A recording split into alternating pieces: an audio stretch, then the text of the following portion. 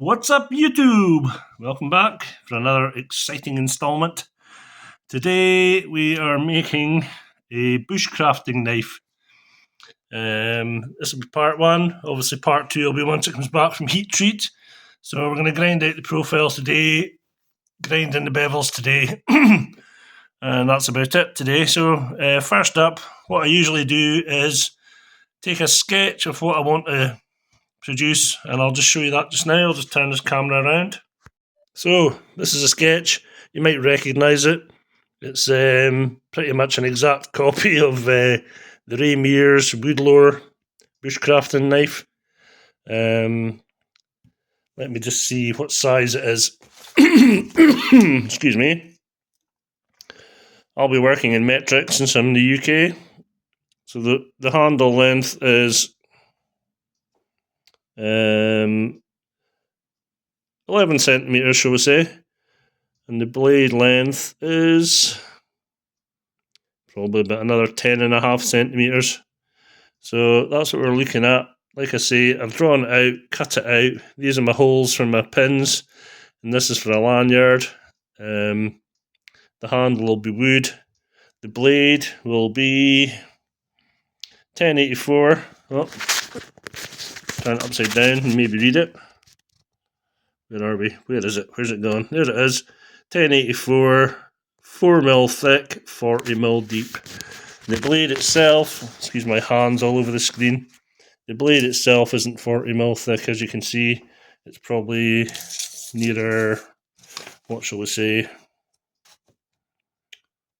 30. So we'll get a little bit of waste, but never mind. I'll get the grinder out, cut this out. The inside of this pen line is where the template needs to be. It's got a point in it, obviously, and it'll just have a Scandi grind, pretty similar to this.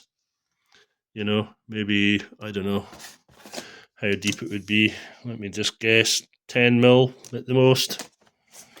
In fact, I don't even think it would be that. It would be, let's have a look and see. No, 5mm according to this one. So it might be a little bit deeper than that, to be fair. So between 5 and 10mm. The holes are going to be, I think I've got some 6mm rod. I'll see what I've got, and that's what size the holes will be. The lanyard will be 8mm, because I've got some 8mm tube, brass tube, and we'll use that for this. And like I say, these are to be determined. So first things first, it's a decent quality steel. Most of these knives are made from either O1 tool steel or AEBL stainless, I've noticed. I would have liked to have made one out of AEBL stainless, but I don't have any left, so I do have some 1084. 1084 is a decent enough steel. It's quite tough. It's got decent blade retention, sharpness retention, you know. Probably heat treat it to about 59 HRC Rockwell, and that should give us a reasonably tough knife that you should be able to beat down on, and should be able to do everything you want. I'm keeping this for myself, and I'm going to get cracking with it today and get it up to the bevel cut, get the bevel ground, ready to put away for heat treat. I'll put it away at heat treat with this. This is the other one I did yesterday, my last video. Quite a funky little number, I like it. I need a jig because this is way too thick, so I need to pull the angle of this bevel closer to the centre of the blade, if you like, so that when you look at it, you know, it needs to be at a sharper angle. Rather than that, it needs to be more like that to get the height, because I don't want to go much higher than that. Anyway, I'm digressing again. I'll get my shoes on, get out to the garage, we'll cut this with the angle grinder. I'll come back when I've rough cut it, and then we'll start grinding out the shape, okay? I think these curves here should be able to get on my 2x72 off the top of the platen. If I don't, then I'll just put on the small wheel attachment and get it done right. It's got a bit of a belly on the handle of it, which is going to be quite good for getting you a decent grip, you know. And it's also got a a drop down here. That's just to save your hands from falling off the end if it ever slips or whatever, you know. Same with the bit at the front. That's for your fingers to locate into. So without me blathering on anymore, I'll get my socks and shoes on, get outside, and we'll get this cut. Okay, so we're out in the garage now, and we've cut this down with our 4-inch grinder. It's a Makita sitting down there. If you're looking for a grinder, get a Makita. I've been through a few grinders. That one's lasted now about 20 odd years, and it's still going strong. It's been used regularly, so I can't complain at that. We can still see the pen mark that we need to work to, so that's good. And I've cut off pretty much as I can, well, without going over the pen line, you know. Same with this handle. I know it's just a little notch that I've cut out there and a little notch that I've cut out here, but it'll save my belt and my grinder, so grinding discs are cheaper than flipping grinding belts. So now all I need to do is to take this down to the line, which I'll do using my 2x72 here and a 40 grit belt. And once I've done that, I can do the bevel, or start the bevel, send it off for heat treat, and then come back. But before I do any of that, well, once I've cut out the outline, I need to drill my holes for my lanyard and my 2 pins. Okay, so I'm going to get onto the grinder just now and grind it out to shape. Okay, so if you can hear me over the grinder, I've got it set up in the centre of the platen, yeah, and the belt, that is, has been adjusted to be in the centre of the platen. We're in 40 grit, and that is 400 hertz, goes up to 600, but that's crazy fast. And all we'll do now is get rid of this old bits of steel that are sitting there from the last time, and grind away.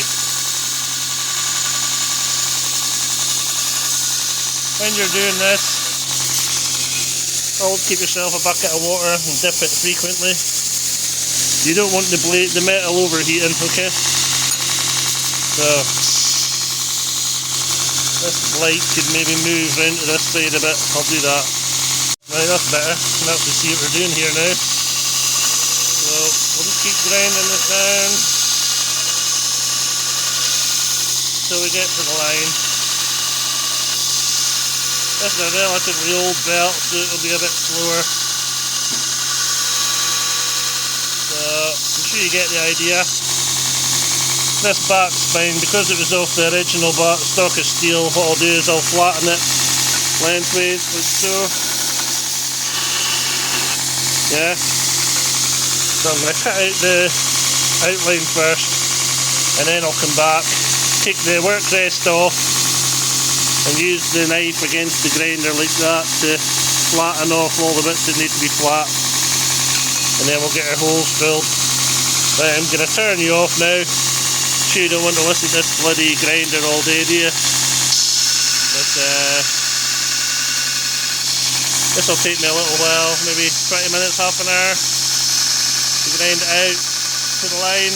But once I've done that, I'll come back and I'll show you what we've done. But I mean, there's no point in me filming half an hour of me grinding, is there? I'm sure you know the basics of how it goes, you know. A little bit more on the blade, like I say. Dip it frequently in your water. Use clean water. Change it out frequently. Okay, I'll carry on with this. I'll stop recording. Carry on with the grinding part. I mean, we're getting towards that line now. That's not been long, is it? And I'm only using one hand. So, well, maybe just hang it out till we get down to the line, will we?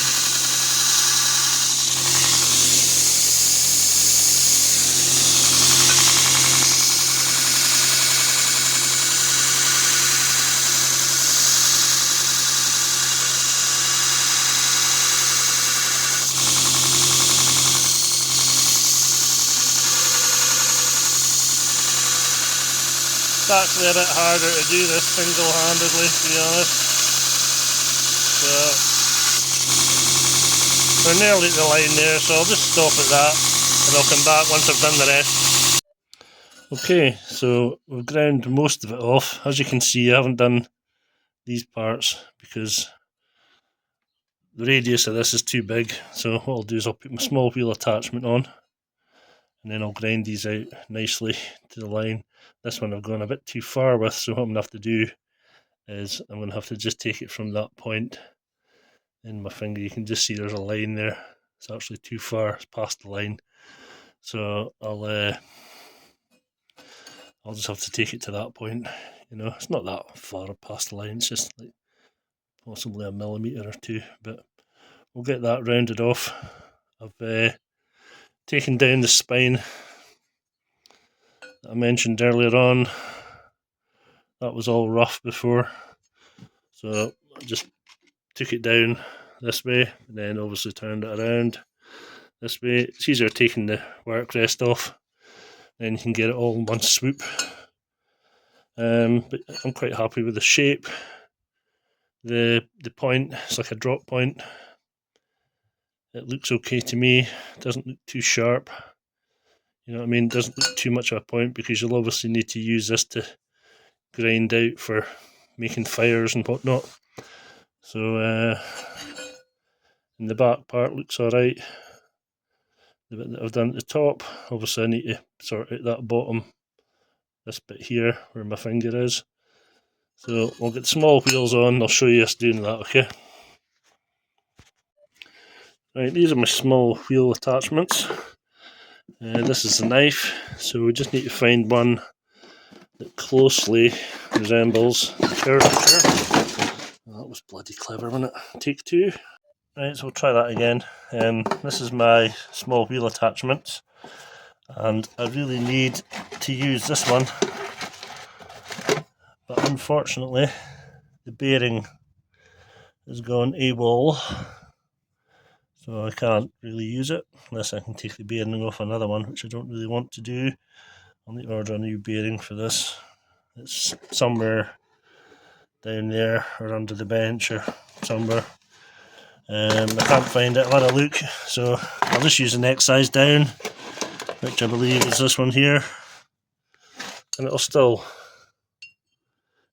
curve nicely around that corner. So what we'll do is we'll stick it in the end here. I need to move the belt out of the way first, obviously. Like I say, these just slide in, just push in even. Come on, there. It's playing up for the camera. They usually just push in. Maybe these are playing out. There we go. And then obviously that just turns around on its bearings. Belt goes on top. This needs to come out, obviously. And then I'll show you what we're going to do to get that corners done. Right, so as you can see, I've tilted the grinder on its side, and we'll use this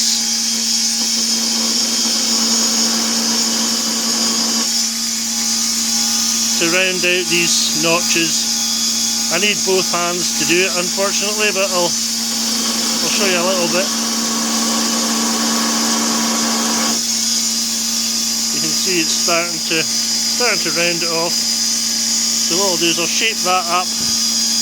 I'll do the back one as well. You know, take it up to the line. And then I'll show you when it's all profiled. So that's the idea, okay?